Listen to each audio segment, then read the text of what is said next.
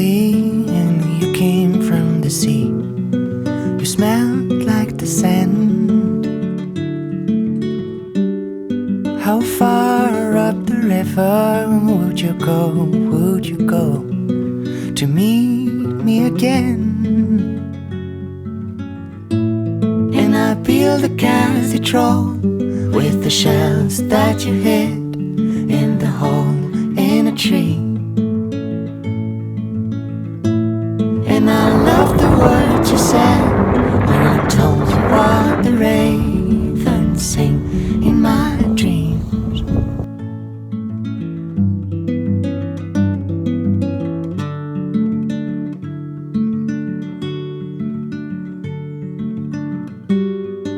You pushed on my heart every night and every day to keep me alive. And you kissed my mouth and I learned to walk and I learned to try. Oh, can you hear the horses? It means the season changes. It means the season changes. When the river overflows, I run to the bridges. I run to the bridges. And for now don't be afraid. If the sun never rises, the sun never rises. There's a time to let it grow. There's a time to let it slow. And a time to let it go.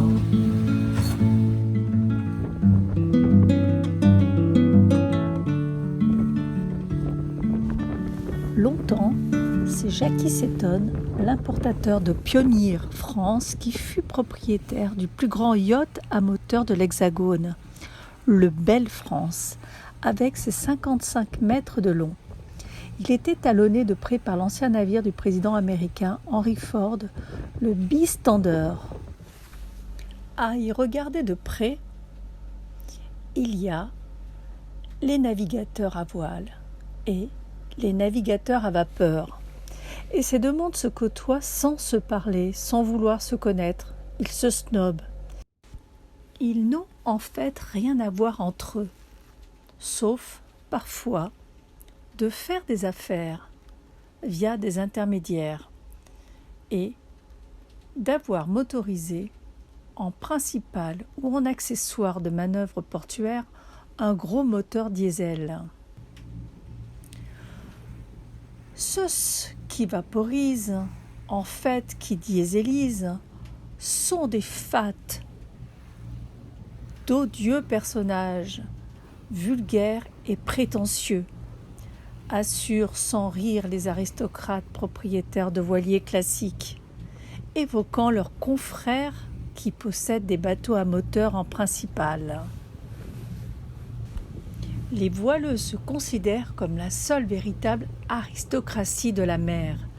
Ce sont eux qui se retrouvent au Yacht Club de France, section Saint-Trope pour les Wals, entre vrais membres seulement qui participent à des concours d'élégance huppés, qui se reconnaissent entre eux, rien qu'à l'odeur, et partagent un sens de l'honneur, de l'esthétique et un certain savoir-vivre réservé à l'élite. Les marins d'eau plate qui préfèrent remplir un yacht de diesel plutôt que de remplir un spinnaker avec le vent ne font rien que se poser là et boire en se faisant remarquer. C'est très vulgaire. Moquait Nicolas Lazares, un grand banquier et financier américain, parti naviguer pour l'éternité pour compenser le stress accumulé à Wall Street.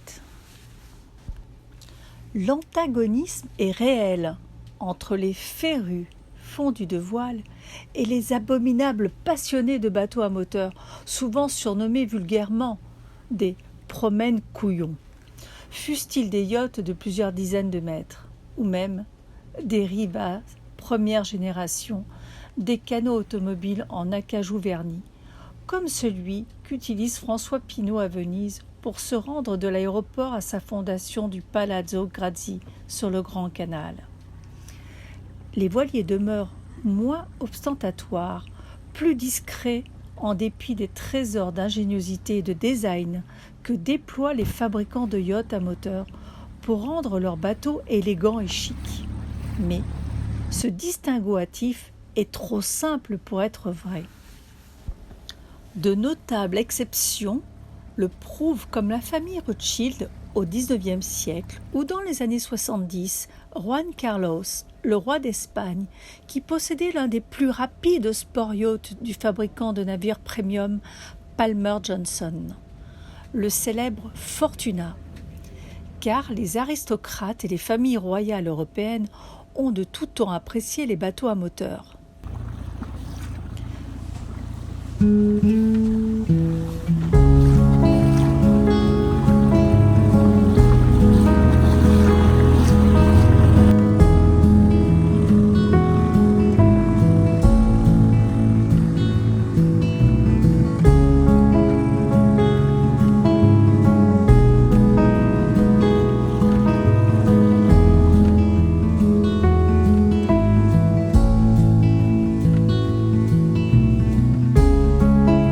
Swimming swans, ferry boats, or will you lead me to the fjords? I drew a ghost on my shirt. Tara Getty, petit-fils du magnat du pétrole, Jean-Paul Getty, considéré à sa mort en 1976 comme l'homme le plus riche du monde, est un autre exemple éloquent. À la tête d'une fortune colossale, l'héritier possédait 2 splendides yachts classiques à moteur, construits au début du XXe siècle, à bord desquels il passait le plus clair de son temps quand il n'était pas dans l'une de ses propriétés de la côte ou de New York, ou dans sa réserve privée de 24 000 hectares en Afrique du Sud, Pinda Getty. Son père et son grand-père, propriétaires avant lui de navires historiques, lui avaient inculqué cette coûteuse passion, celle de redonner vie à des coques certes rouillées mais légendaires. Tara Getty assurait que préserver ces magnifiques et uniques vaisseaux était sa principale motivation. Son premier bateau, étant le Bluebird construit en 1938 et mesurant un petit 31,50 m. Tara Getty l'avait acheté en 1994 et tentait de le restaurer. « Je suis heureux de montrer ce que nous avons accompli avec Bluebird », écrivait-il dans la préface du livre qu'il avait fait éditer en prévision de la sortie du chantier naval, où il n'est jamais allé. J'espère que cela encouragera d'autres personnes à restaurer des yachts classiques. En réalité, il n'a strictement rien fait. Mais le plus imposant de la flotte familiale était, et est toujours sans aucun doute, Talita G, le navire amiral de Getty, qui avait acheté ce yacht conçu en 1927, 82 mètres 60, tout de même un record pour l'époque, dans les années 80. Entièrement restauré en 1993, rebaptisé Talita, il a bénéficié d'investissements très lourds de la part de la famille Getty. Mais loué à de riches particuliers, il affiche complet plus d'1 an à l'avance. Et chose rare, mais signe des temps, il est possible de suivre les aventures de l'équipage de Talita G sur le web. Toutefois, les véritables propriétaires de yachts anciens à moteur sont rares, si l'on regarde le nombre d'unités en circulation sur les mers du globe. À Saint-Tropez, Antigua ou Portofino, ce sont surtout les mini-paquebots rutilants et vulgaires que l'on remarque. Presque tous sont propriétés de compagnies de charter d'hyperluxe. Tout comme avec les automobiles classiquement classe, comme les marques disparues, Bugatti, Delahaye, Hispano Suiza, Voisin, Duensberg, Ces amateurs d'authentique mécanique marine classique partagent avec les passionnés de voile anciennes un certain nombre de valeurs. Un art de vivre bien différent des récents acquéreurs de monstres marins que l'on pourrait prendre pour les méchants des romans de John le Carré avec leurs gadgets technologiques, bien loin des gentlemen navigateurs à voile ou à vapeur. Il y a chez ces amateurs d'antiquités flottantes le goût des belles choses et du patrimoine naval. Une caractéristique qui les rapproche des détenteurs de châteaux ou de demeures historiques. Talitagé a été réquisitionné par l'US Marine pendant la Seconde Guerre mondiale et armé comme navire de guerre. Plusieurs photos du bateau prises en 1942 à Pearl Harbor témoignent de son engagement dans le conflit. Autant de caractéristiques qui lui confèrent une place particulière dans l'histoire du yachting à moteur. Caractéristiques qui a pesé au moins aussi lourd dans la décision d'achat de ses propriétaires successifs que le fait de savoir qu'il s'agit pendant de longues années du plus grand bateau de plaisance privé, ce qui confère un prestige certain à son propriétaire, mais n'en diminue pas son mérite de l'avoir sauvé d'une destruction annoncée. Eystein n'était pas un grand navigateur, et peut-être même pas un navigateur médiocre. Il ne faisait ni course ni croisière, mais il comprenait cet agréable mélange d'action et d'inaction, le frisson qu'il y a à glisser dans la béatitude scintillante au coucher du soleil. Les voiliers attirent les cinglés et les génies, ainsi que les romantiques auxquels leur bateau offre une image rebelle. Ils succombent à tout et rien du moment qu'il y a de l'eau et du vent. Mais ce qu'ils ont du mal à saisir, ce n'est pas qu'il ne s'agit pas des bateaux en eux-mêmes, mais plutôt de ces moments inexplicables sur l'eau quand le temps ralentit. Toute l'industrie du yachting repose sur une sensation, une émotion. Pour devenir un plaisancier, il ne suffit pas d'avoir de l'argent. Dans tous les ports, on trouve un nouveau propriétaire qui a manœuvré comme un illuminé et éventré son bateau en percutant si violemment le quai de ravitaillement qu'il a fait un trou à l'avant de son investissement maritime, car il ne trouvait pas le frein. Les bateaux ont-ils une âme ? Apparemment. Du moins, leur essence se mêle-t-elle à celle de leur propriétaire, et de même que les gens finissent par ressembler à leurs chiens, ils finissent par ressembler à leur bateau.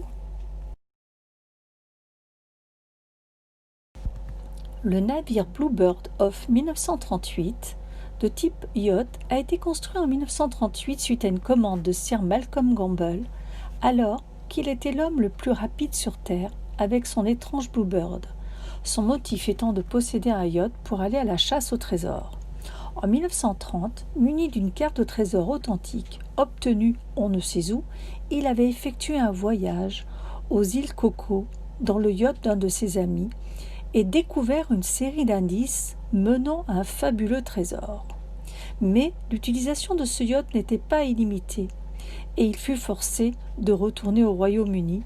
Frustré, il a alors décidé de posséder son propre navire pour un nouveau voyage de chasse au trésor. Pour la conception du yacht Bluebird, Gamble s'était tourné curieusement vers G.L. Weston & Co., une société plus célèbre pour la fabrication de tondeuses à gazon que de yachts à vapeur, parce que, inoptisé par Malcolm Campbell, Mr. Bluebird, le big boss Rennie Barnett lui avait proposé de créer un yacht différent, inspiré par le paquebot Queen Mary, l'icône d'alors du design marine.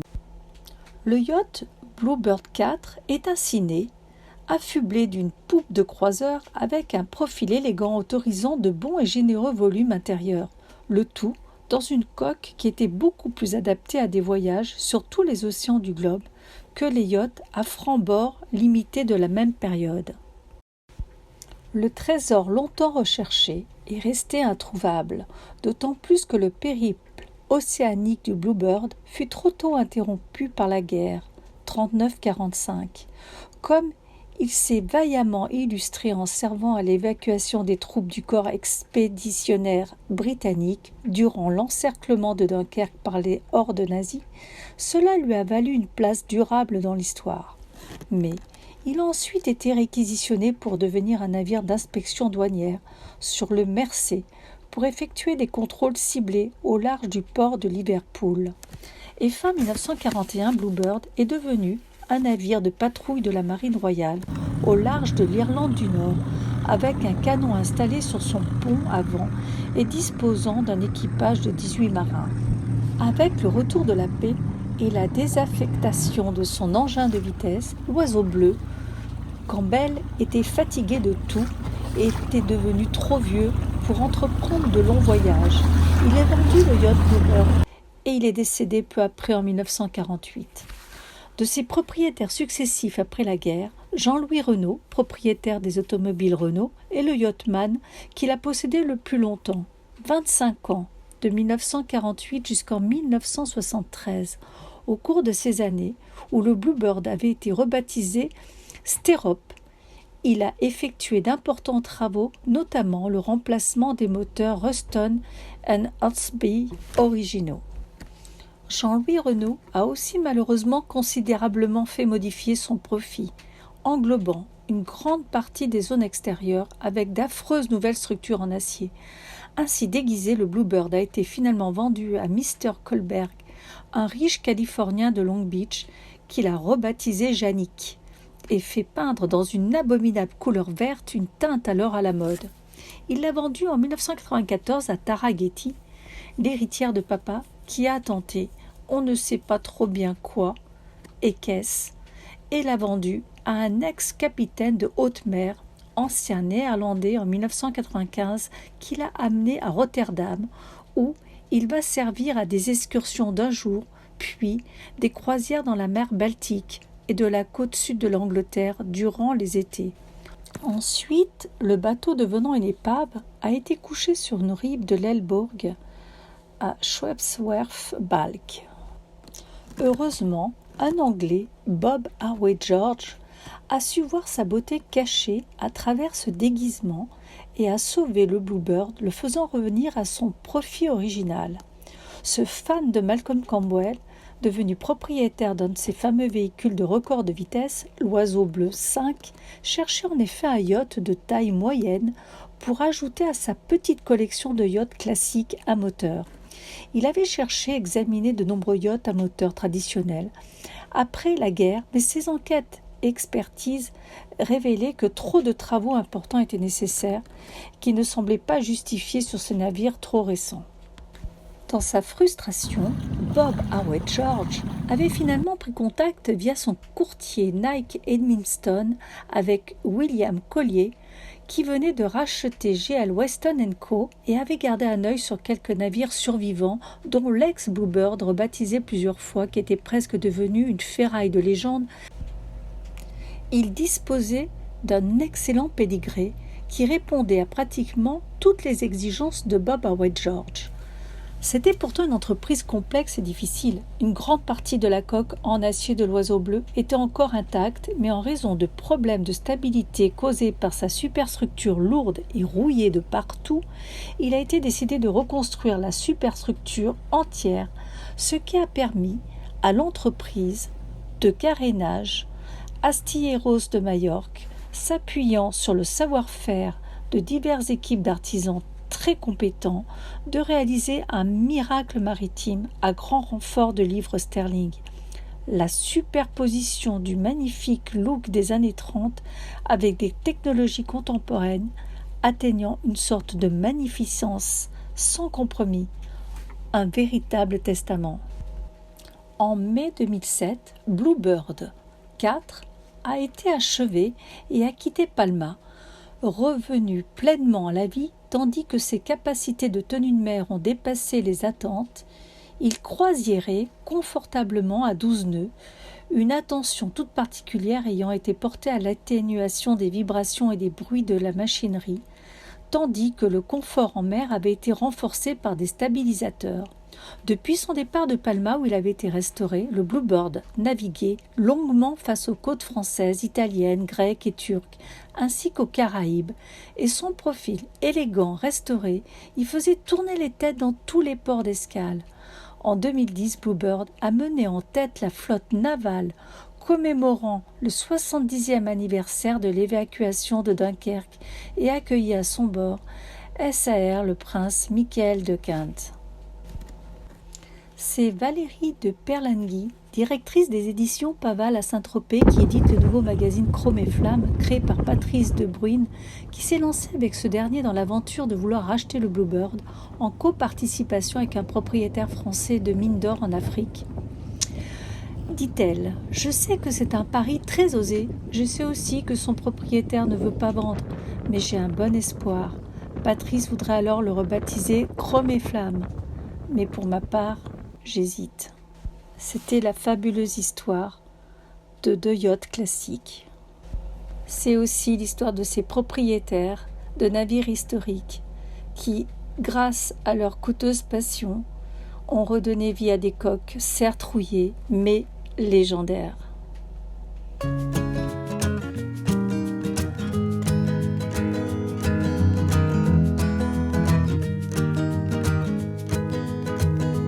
By the meeting of the ropes, I just fell to my knees when I knew I had to make a choice. It's a shame you said that I may never know how far I can sometimes go. How far I can sometimes go. And while my boat is drifting away by the shore of Miami Bay, I'm still trying to figure out the end of what I was starting to say. And you found all the footprints that I left in the loan when I spied on you every night. And I wish there was a secret that you said in your sleep, just a word that I could keep, or just a word that I could keep. And while my boat is drifting away by the shore of Miami Bay, I'm still trying to figure out the end of what I was starting to say. And I wish I was a comet to crash on your field, just to be remembered. And I wish I was a comet to crash at your feet, or just to be remembered. My boat is drifting away by the shore of Miami Bay. I'm still trying to figure out the end of what I was starting to say.